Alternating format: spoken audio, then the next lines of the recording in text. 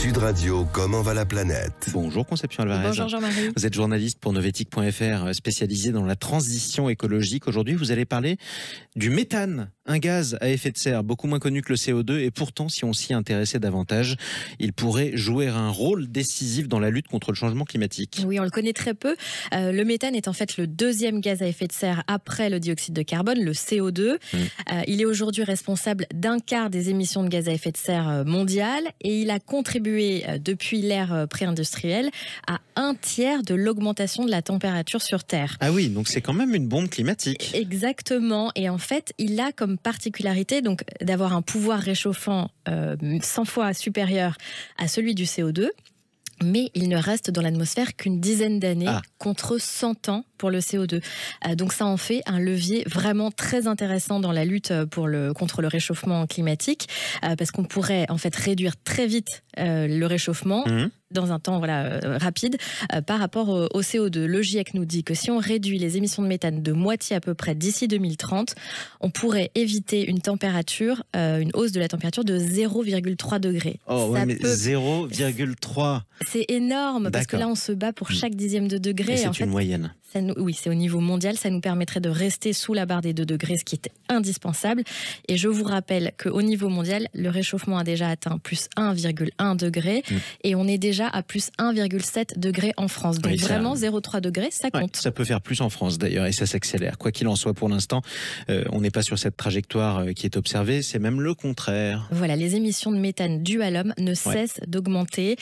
Donc il y a plusieurs sources d'émissions. Les plus importantes, donc c'est l'industrie des énergies fossiles pour 40% à peu près, l'élevage et la riziculture pour 40%, et puis les décharges pour les 20% restants.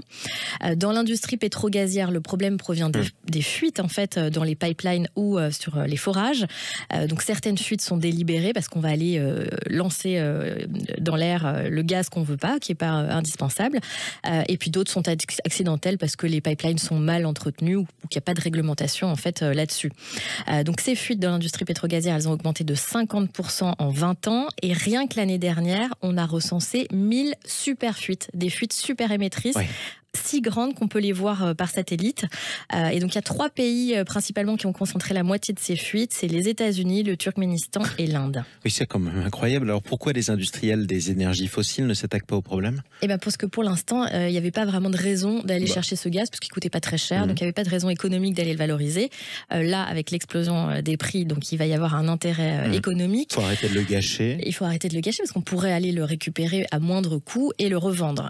Donc là, il va y avoir une incitation financière. Il y a aussi le fait que dans la lutte pour le climat ou contre le réchauffement climatique, c'est l'une des options les moins chères, nous dit l'Agence internationale de l'énergie à court terme. Donc parce que justement, ça reste peu de temps dans l'atmosphère. Et donc l'AIE, l'Agence internationale de l'énergie, nous dit que si on prenait seulement 3% des revenus accumulés par les sociétés pétrolières et gazières, on pourrait réduire de 3/4 les émissions de méthane du secteur. Ah oui. Et la réglementation aussi est en train d'avancer. Aux États-Unis, par exemple, les entreprises vont devoir payer $900 la tonne de méthane qui s'échappe à partir de 2024, $1 500 à partir de 2026. Donc là, ça va commencer à coûter cher. Ça va coûter cher.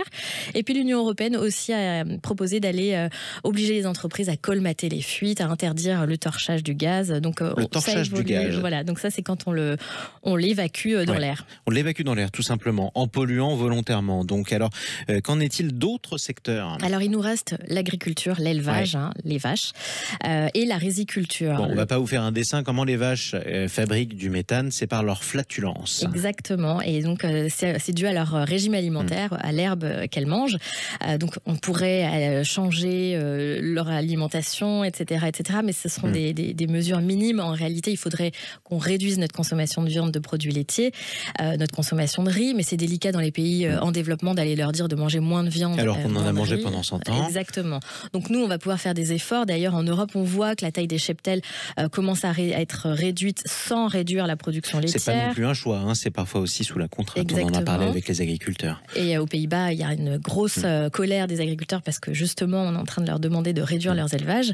Mais petit à petit, c'est quelque chose qui va se faire. Mais en tout cas, ce qu'on comprend, c'est que dans l'industrie pétrolière et gazière, c'est vraiment beaucoup plus rapide d'agir et beaucoup moins coûteux. coûteux. Et ça nous impacte beaucoup moins, puis c'est du gâchis auquel on peut mettre un terme. Merci beaucoup, Conception Alvarez, journaliste pour Novetic.fr. Vos dernières analyses sont donc à retrouver sur Novetic.fr. Exactement, à bientôt. Merci.